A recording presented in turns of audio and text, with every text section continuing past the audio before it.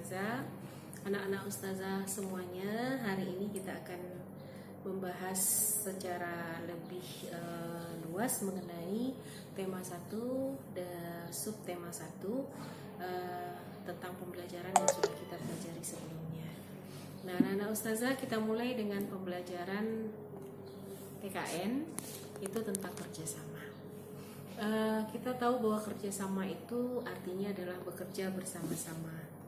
Nah, Ustazah, mengapa kita harus bekerja sama? Karena memang kita adalah makhluk sosial. Jadi makhluk sosial artinya kita membutuhkan manusia yang lain.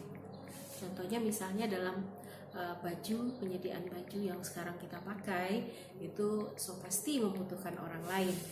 Mulai dari pengolahannya, kemudian juga pemasarannya. Kita tidak bisa memenuhi kebutuhan kita, melainkan kita membutuhkan orang lain. Maka dalam kehidupan ini kita harus bekerja sama. Alasannya karena kita makhluk sosial. Nah, anak Ustazah, bekerja bersama-sama tentu saja memiliki syarat-syaratnya. Syarat yang pertama dalam bekerja sama, kita harus saling menghormati dan menghargai pendapat orang lain. Yang kedua, harus ada keterbukaan di antara masing-masing orang-orang yang bekerja sama. Nah, anak Ustazah, di dalam kerjasama juga kita temukan bahwa ada beberapa kerjasama di dalam masyarakat. Yang pertama, kerjasama di sekolah. Yang kedua, kerjasama di rumah. Dan juga kerjasama di lingkungan masyarakat. Kalau lingkungan di sekolah bagaimana? Misalnya menjalankan piket kelas, itu perlu kita kerjakan bersama-sama. Ibaratnya misalnya kalau kita ngangkat lemari itu kalau kita sendiri itu nggak akan kuat. Tapi kalau kita ngangkat rame-rame, itu lemari yang seberat apapun itu akan terasa ringan. Kemudian juga ketika kita ngangkat lemari itu tidak butuh waktu yang lama, sebentar kita udah selesai karena kita kerjakan secara bersama-sama.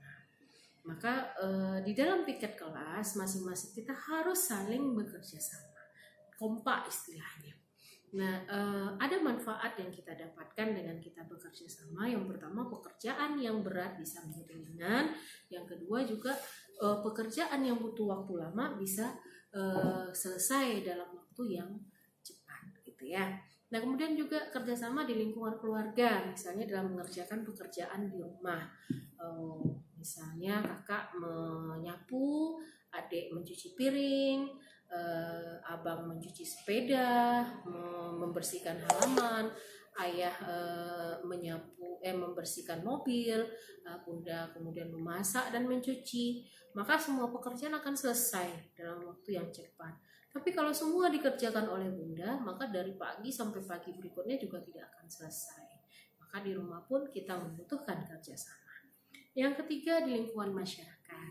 Contohnya apa? Contohnya misalnya gotong royong gitu kan.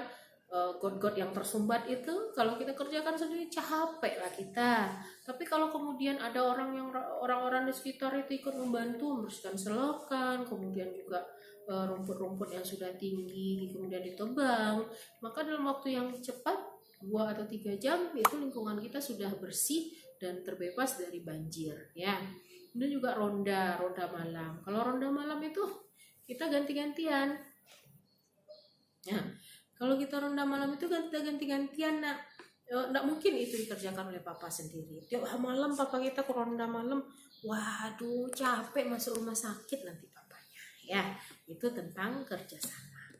Yang kedua, kita tahu bahwa Indonesia itu juga beragam, 34 provinsi, ratusan bahasa, kemudian rumah adat, pakaian, alat musik, karakter yang berbeda-beda, itu ada di Indonesia. Dan di Indonesia kita terpisah dengan banyak pulau yang ada. Nah, untuk itu kita juga membutuhkan kerjasama. Nah, sekarang kita lihat apa saja yang beragam dari Indonesia itu. Misalnya pada rumah adat Tongkonan, ada rumah adat Rumah Gadang seperti Rumah Gadang dari Sumatera Barat, dan Tongkonan itu hampir mirip. Lalu apa yang membedakannya?